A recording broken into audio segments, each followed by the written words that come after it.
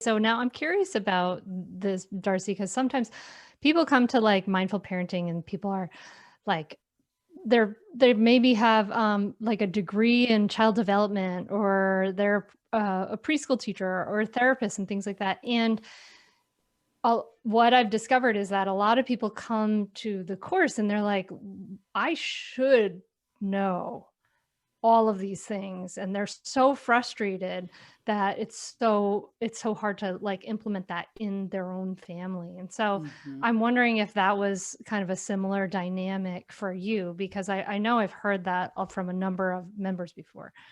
Yeah. Yeah, it's a great question. And absolutely. I think I had a lot of shame around the fact that I wasn't able to regulate my own nervous system at the time, because I'm sitting here teaching people to do this. And Mhm. I wasn't practicing what I was preaching.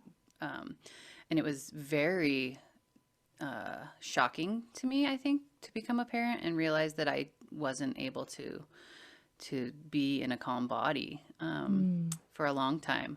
Mhm. And so, yeah, I think that was certainly a part of, I mean, coming to transformation coaching and being like, help me.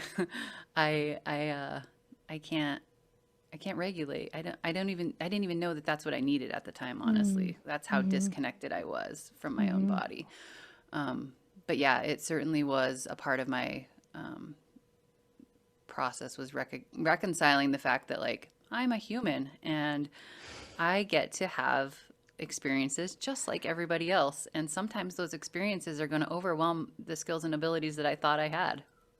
Yeah, yeah. It's so funny how we all have this like it's so universal that we all have this like individualism complex that like we're like, but I'm the one that's special and won't need to X, Y, or Z because I can just choose to be how I want to be, right? Like, but we all, I mean, and I've gone through that too myself, but it's like it's so fascinating that we all have this idea, and that like, oh, what's wrong with me? This special thing that's wrong with me because I'm having trouble regulating my, and I should be the one that should just be able to do the thing that I want to do. Mm. It's amazing that we all Yeah. feel that way.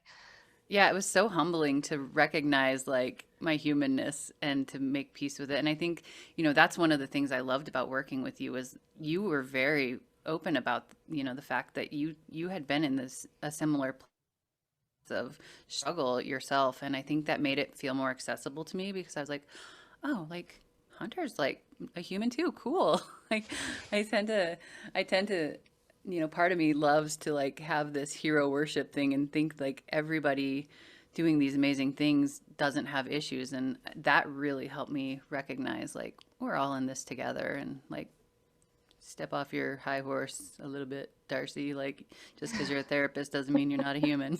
So what did you get from mindful parenting and the work we did in the coaching, and what made you decide to want to do the teaching? Yeah.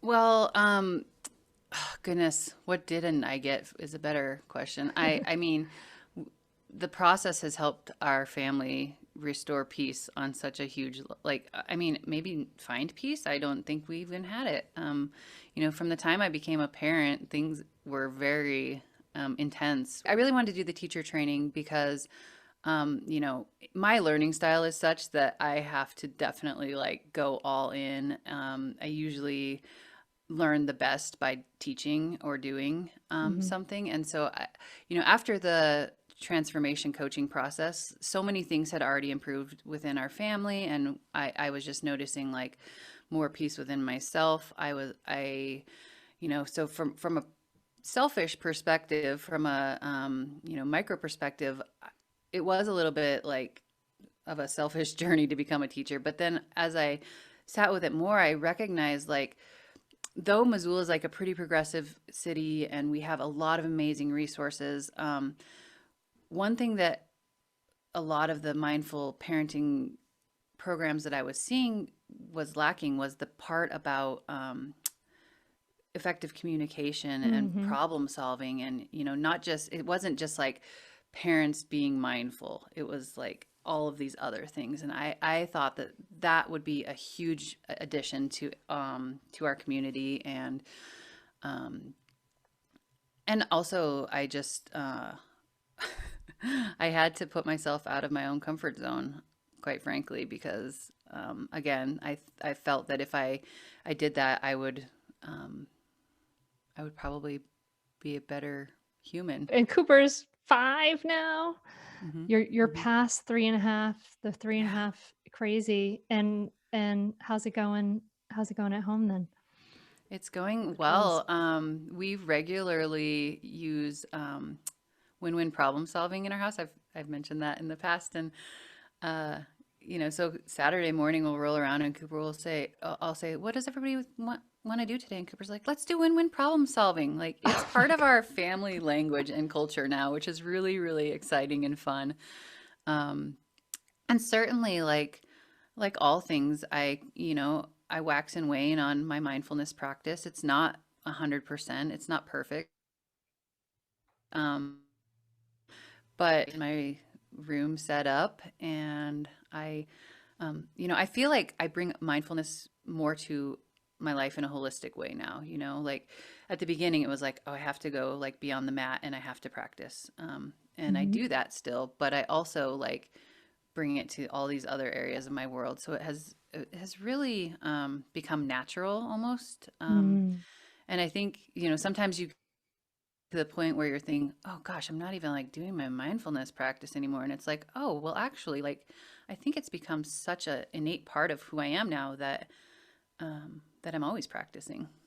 So that's Mm. kind of a cool and important shift. Catch new episodes of the Mindful Mama podcast and other free resources, including the Mindful Mom Guide at mindfulmamamentor.com.